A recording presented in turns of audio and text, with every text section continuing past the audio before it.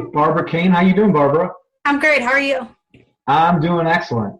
A little rainy, but it's still good. So why don't we get started by sharing a little bit about yourself and what you do? Okay. Well, my name is Barbara, and I'm a virtual assistant and business trainer, which basically means I either can come to you to teach you how to do what's holding you back in your business, stuff like social media or even little things like making Word documents. I can help you with your to-do list, and if you let me teach you and you still don't think you have time or energy for it, I can just do it for you. So that's what I do. Nice. And I am a mother of three.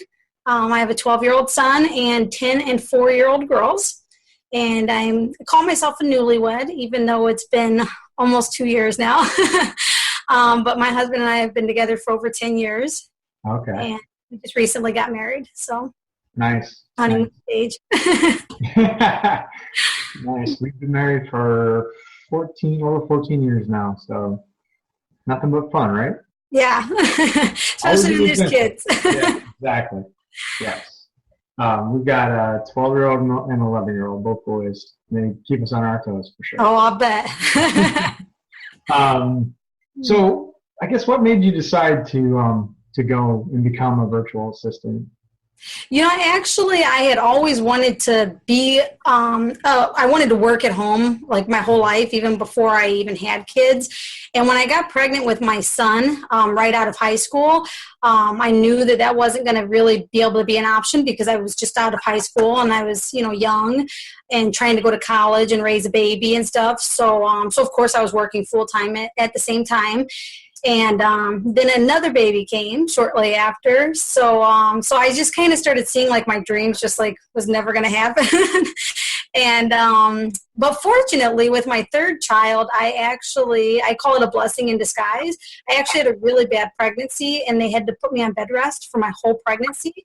And so since I couldn't go to work, I was forced to work from the computer.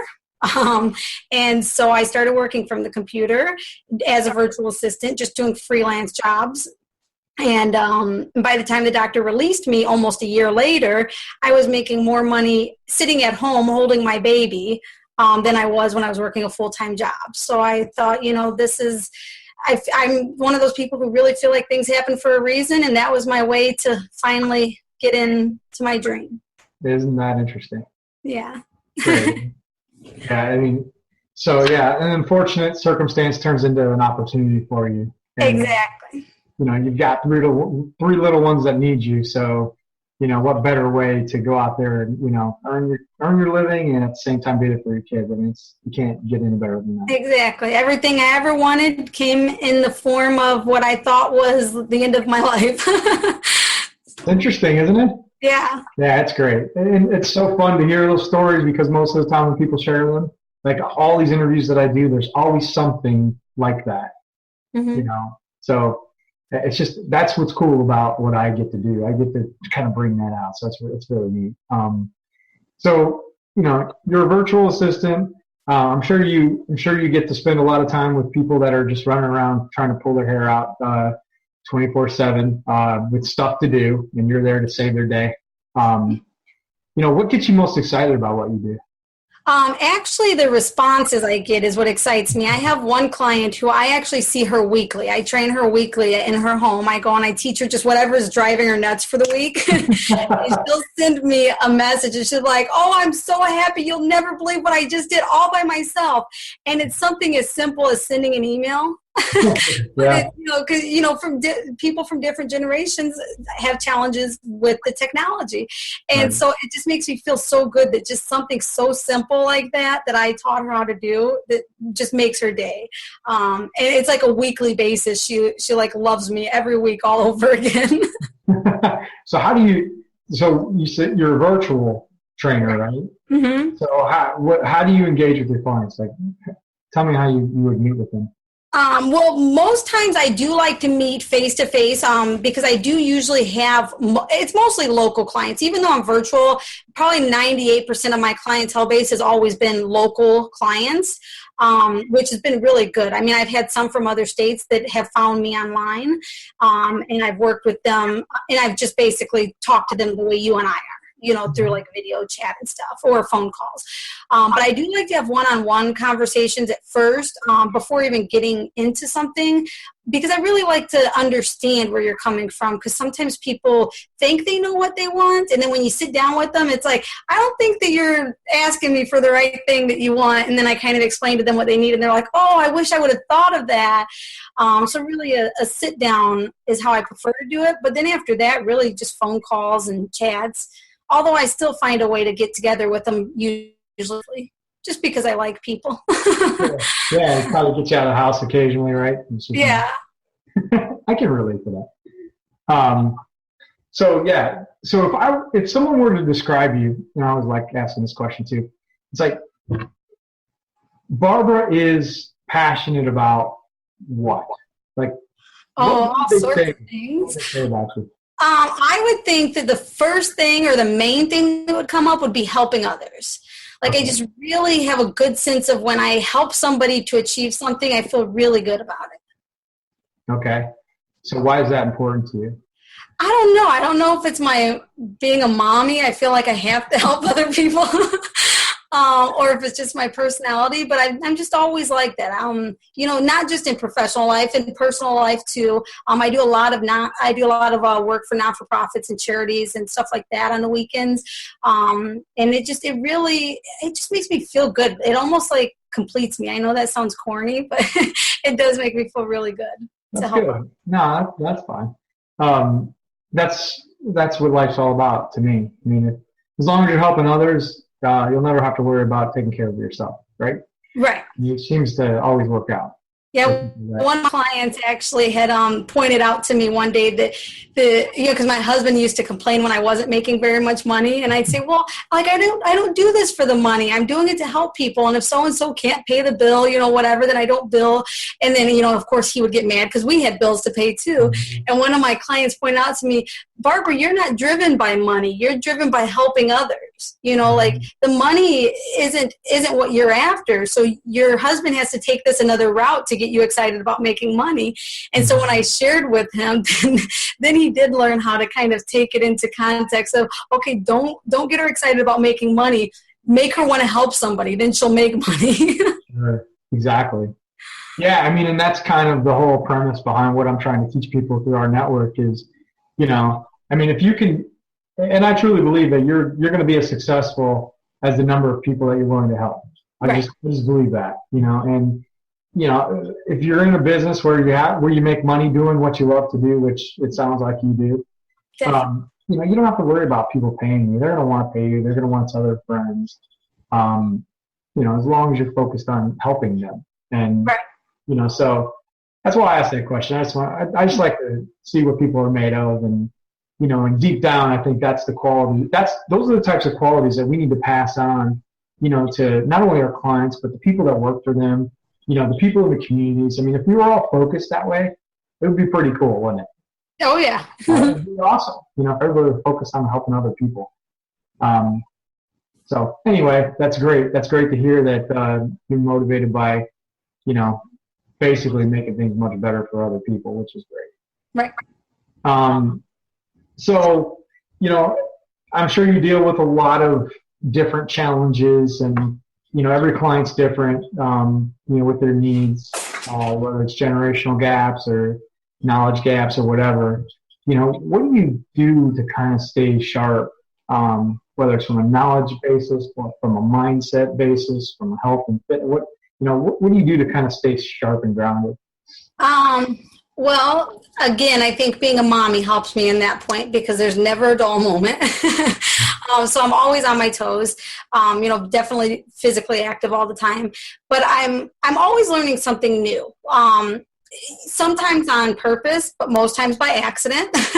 Whereas, I'm in the middle of doing something and then I'm like, oh, that'd be so cool to learn. And then I'll distract myself and I'll kind of learn a whole new skill in like a matter of a few hours. And then I'm like, oh my goodness, guess what I just learned?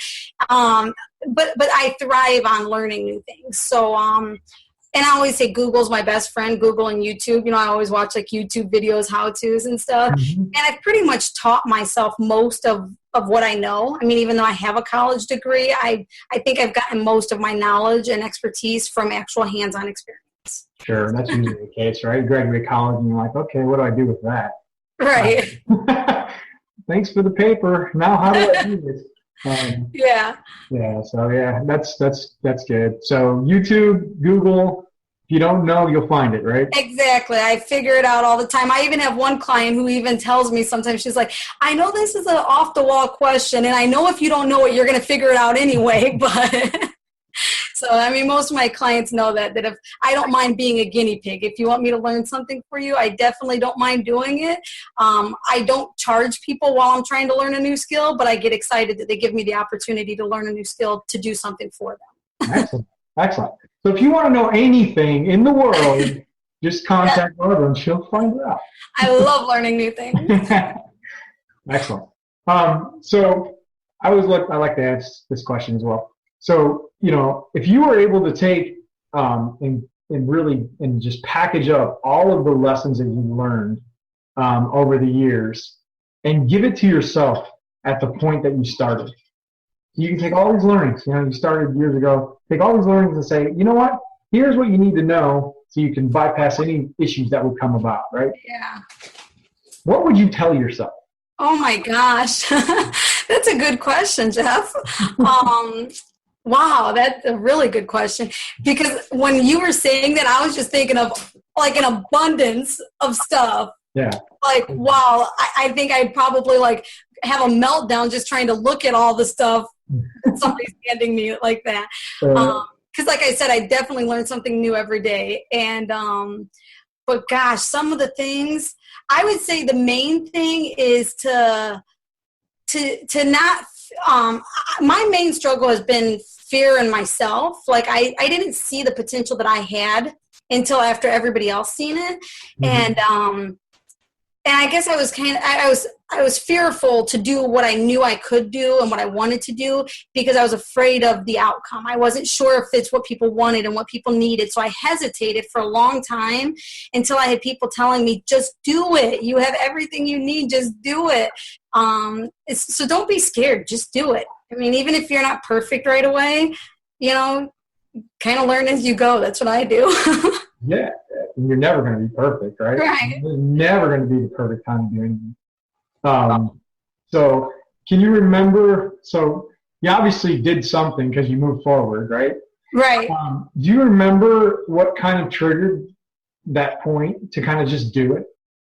I think it was a combination of events. I actually, before that moment happened, I went through a really bad few years of depression. After having my last child. And so I kind of was in the stage of I'm not really sure if this is going to work in my life. I don't know what to do. I was just really down in the dumps. And then, but I still had people like begging me to do work for them. And I kept thinking, why do you want me to help you? Like, I'm obviously not stable here, like there's something wrong with me. But people just kept telling me, Barbara, I need you. Barbara, I need you. And I just kept hearing those words. And no matter how much I tried finding an excuse to get out of it, the people who knew me and cared about me, that I had worked with before I went into my depression, just kept kind of kicking me in the rear end saying, get your head out of your butt and let's go. I need you. And that really helped a lot. Sure. And it's a good thing they did because then we wouldn't be talking today. Yeah. So. No, that's good. So, and so occasionally, things get tough. Things aren't always easy. What keeps you pressing forward? I think it has to be the cliche answer of my kids, and I'm not just saying it just because it is cliche, but seriously, I mean, my 4-year-old, the one that was my blessing in disguise, she just finds a way to always bring me back to reality. When I sometimes do fall into a little slump or, start questioning if I'm ever going to be able to make this or, if I'm ever going to have enough time to do both, then she just comes up to me and just says the sweetest thing, gives me a hug and says, Mommy, I just love you. And I'm like, oh, like that's just those few sweet words just make all the stress of what I go through worth it, both personally and